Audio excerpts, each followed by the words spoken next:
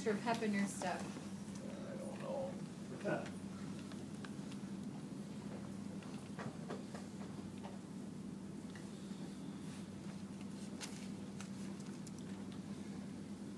Okay, we'll open it up for questions. No opening statement today? Did I usually have one? Yeah. You're not getting off that easy today. No, it's an exciting week. You know, you work hard and you try to put yourself and your team in position to be in the big games, and you know, we got one in front of us. So it's Game 7. Still a lot of football to be played after this, but this one will definitely kind of let us know where we're at. You know, does it give you guys confidence the way that Western was able to play North Dakota State so tough this weekend, and obviously, I know you played them very well, and it's 2 different games, but does your team draw confidence from the fact that?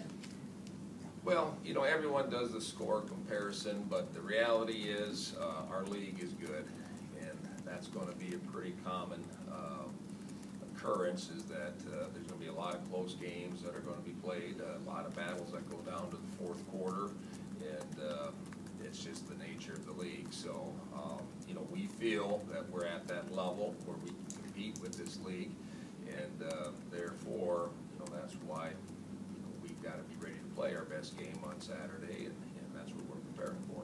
What do you feel like it's going to take to win at the Fargo Dome there this year? Well, you got to play 4 quarters. You know, that's something that you know, we're sitting at 5-1, but we can get a lot better.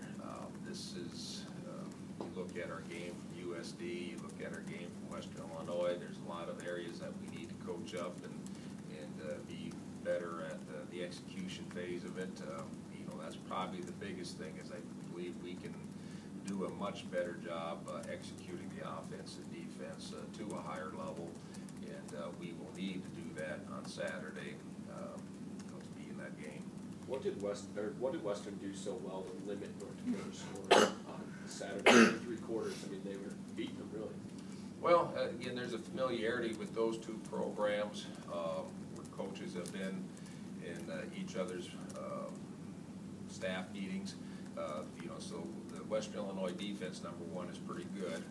You know, I was saying that a couple weeks ago, and you know, they run a similar defense to what NDSU runs.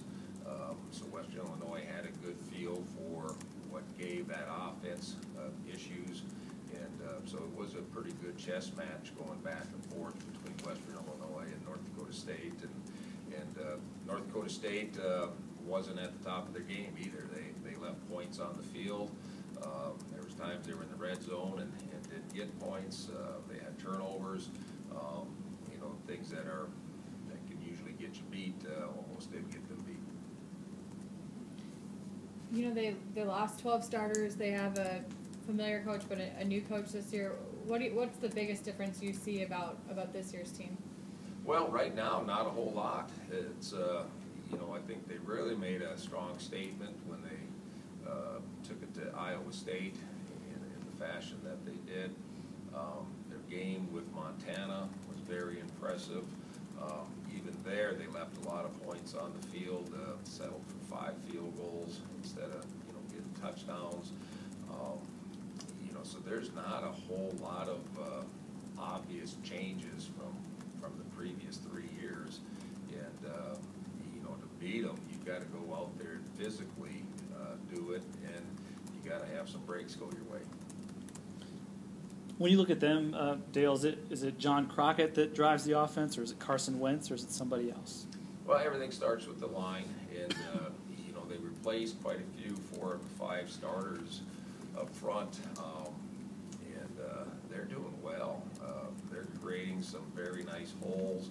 They do have a good running back that they got 3 good running backs, so they got a good committee there that's capable of moving that ball north-south. They're very physical in their running style, so you need to get a lot of hats on them. Otherwise, you know, they're going to get there 4, 5, 6 yards, and every now and then they'll bust a big one on you. Their quarterback, Carson Wentz, you know, he's good. He's an athlete. In fact, I coached his father in I was at Northern State in Aberdeen and did a home visit. We tried to recruit Carson here, and that's a whole other story. But I guess, how different is he from Jensen? Again, that's tough to compare, but I think his arm strength is better, and I think he's more athletic. So, he's a guy that's a difference maker at the quarterback spot. He runs well enough where he can hurt you with his feet, and he's not afraid to throw the ball. He'll throw that cross field pass that has to go the extra yardage to get there, and he'll do it, and he'll also do the Brett Favre type passes where he's tossing the ball underhanded or just flicking it out there, trying to get it to his receivers. So, he has a good feel for the game. They're 48-2 in their last 50 games, but those 2 losses have actually come at the Fargo Dome. Do you have to go in there just kind of with a fearless approach, fearless attitude into a environment like that? Well, you can't, number one, think about statistics, otherwise that'll in itself get in your head. It's the next game. You got to focus on the game on the field, and once the game starts, all those statistics disappear, and it just comes down to the execution of that play that you're in, and that's the mentality that we got to have. We can't be listening to what the media is saying. We can't be listening to what the fans are saying. We just got to work on our game and try to get it to the level where it's competitive. 2 years ago, you were at the Fargo Dome leading them in the fourth quarter. You've got the guys that were here during, that season. Did you guys take anything away towards a game like this? The thing, I've always liked coaching in domes. I was a dome coach at the University of North Dakota. We had domes. So I think through the years, you just kind of learn a few things that can help you prepare for it. And it's more mentally than it is physically, just kind of knowing what the experience is going to be like and then have some fun with it. I think it's a great atmosphere going there. They put on an incredible show. The fans are going to be as energetic as any fans that you'll find in college football, period. How can that not get you fired up? How will you prepare you guys for the noise, and how much have you used the silent count this year? Well, we haven't had a need for the silent count, so even when we played Purdue, that wasn't even close to what we'll be experiencing here on Saturday. So we'll have some learning curves early in the week, and at Fargo too, what makes it a difficult place to play, it's just not third down. They're bringing the noise. They're bringing the noise on first down, second down, and third down. So there isn't much difference between the first down and the third down when your offense is trying to take the snap. So again, I think that makes the Fargo Dome a very unique place to play, and because I don't know too many venues in the country that has that type of atmosphere. You guys have been such a good road team the last couple of seasons. Do you feel like this group is capable of continuing that? Well, it's being on the road. We kind of enjoy it. It's again something that doesn't concern us. We have a good routine. Our guys kind of know what to expect with the road trips. This will be our first fly trip, so that's always a little different than what we normally do. But a lot of times the fly trips are even quicker than the bus trips. So we'll handle the trip as it comes. Some of your best defenses have scored a lot on defense. Do you feel like you're doing everything you usually do to produce those types of plays? Well, again, don't get too caught up on stats. I think that this defense, we may not be creating the type of turnovers, but we're getting the ball back to the offense, in good fashion. So, sometimes you get a quick 3 and out. That in itself is it's a good thing. So, we need to improve our turnover numbers. That's definitely a number that we're concerned about. We want to force turnovers. We want to be optimistic, but at the same time, anytime your offense has the ball, your defense has done its job as far as hopefully getting it to them in a quick fashion.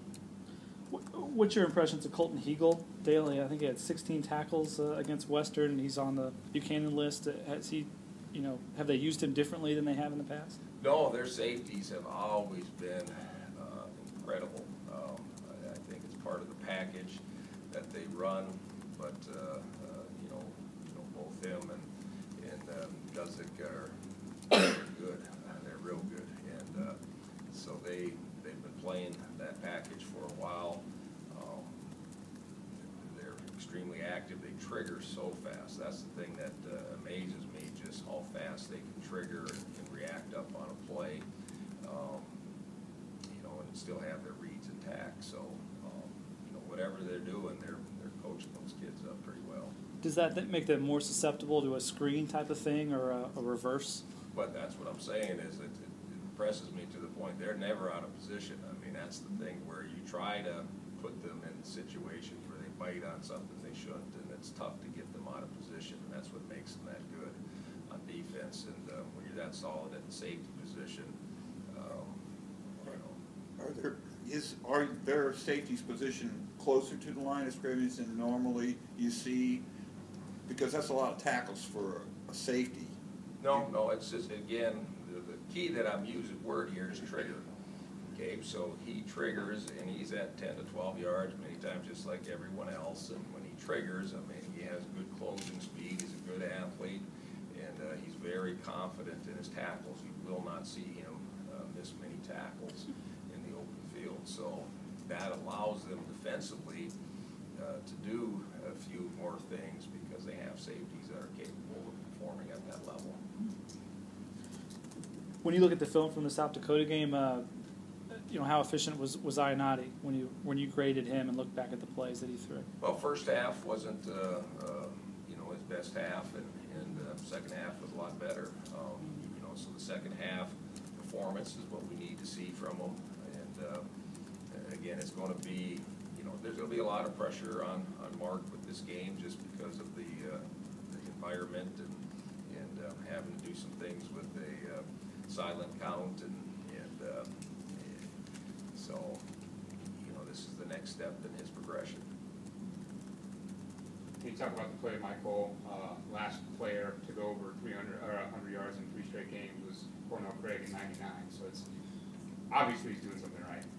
Yeah, I think what makes that the statistic even more impressive is the fact he's doing it from the tight end position, and a lot of the catches that he's getting, it's not, and we will line him up wide every now and then, but he's getting those catches after lining up as a tight end too, and the majority of his day is spent blocking and working the run blocks and in the schemes we're asking him to do, and then when it's his turn to step up and make the play, he's been ready to do that. So I think that's what makes Mike Cole's statistic extremely impressive, is that it's just being done from the tight end position. Is there any differential, like last game, between how you grade out your offensive line in the first half versus second half? Did it grade higher in the second half, or is there other factors involved in line play? No, there's always factors involved, and again, your first half is always going to be a little more challenging. You don't know what you're going to see. You're going to, each team is preparing for each other. They're not doing exactly the same things that they've been doing up to that game. So there's always a little bit of adjustment that needs to go in from the first half to the second half. Same thing defensively. Offenses make a point of changing up their formations, their plays, giving you different looks that you haven't seen or prepared for. So, that's always the challenge in the first half is the second half. Usually by then you've settled down and you've kind of made note of the changes and then you've been able to adapt. So in theory, yeah, you'd like to have your team should be blocking better in the second half just because they're more aware of what the opposition is doing on the other side of the field. And the USD game was a perfect example of that. By the second half, our guys were doing a pretty impressive job with the line.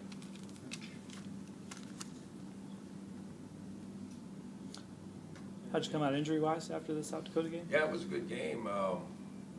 Injury-wise, not really nothing. We haven't lost anyone, and we should get a couple guys back here. We'll see where we're at on Tuesday, Wednesday.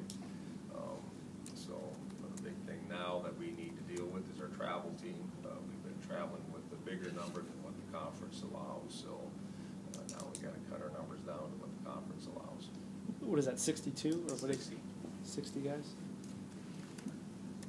You know, you think with an offensive lineman that it's sheer power all the time, but I was watching Worth during that game, and some of the blocks that he used that were effective, he just got the guy out of the way or moving the right, opposite way. He didn't like blast him off the line, but he took him out of the play.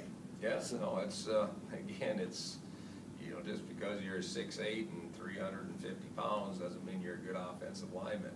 You know, you need technique, you need some savvy, you just need to know how to be effective and what's required of that play, and then you go out and execute the block that's been taught to you, and you know, that's where Coach O'Boyle does such a good job, is just the technique part that our linemen are doing. You know, he's given them a chance to be successful regardless of their size and abilities. Anything else? Thanks, Coach. All right, thanks, guys.